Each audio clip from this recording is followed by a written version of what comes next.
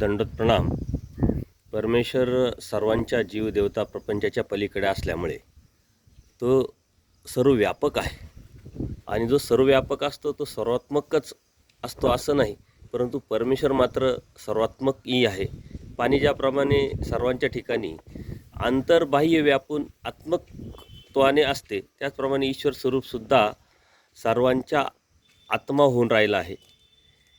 कारण परमेश्वराच्या या आत्मक धर्मामुळेच जीव देवतांच्या ठिकाणी चेतनत्व दिसते. अर्थात परमेश्वर हे सर्वांचे जीवन आहे. जीव आपल्या स्वरूपात किंवा देवता आपल्या स्वरूपात सर्वव्यापक आहे, परंतु त्या इतरांच्या ठिकाणी सर्वात्मक नाही.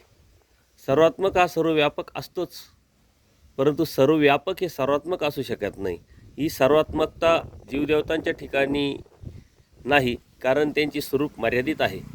सर्वात्मकता ही जी स्वरूप मर्यादेवरती अवलंबून असते, त्यामुळे परमेश्वर हाच एक सर्वात्मक आहे. कारण परमेश्वराला आपल्या स्वरूपाची कोणत्याही प्रकारची मर्यादा नाही, कारण अनंत तो अनंत की परमेश्वर अनंत आहे. आणि अशा परमेश्वराला जीवाला समजून घेणं एवढं सोपं नाही. त्या परमेश्वराने जर जाणीव करून दिली, त्या परमेश्वराने बोध दिला तरच त्या जीवाला कळेल. आणि बोध दिल्यानंतर त्या परमेश्वराला समजून उमजून त्या परमेश्वराने सांगितले तत्व सिद्धांत जर आपल्या जीवनात उतरवले तरच परमेश्वराची प्राप्ती आपल्याला होऊ शकते. अन्यथा परमेश्वर भक्ती एवढी सोपी नाही, पण ज्याला भेटली तो मात्र या सृष्टीमध्ये भाग्यवान. दंडोत प्रणाम, दंडोत प्रणाम.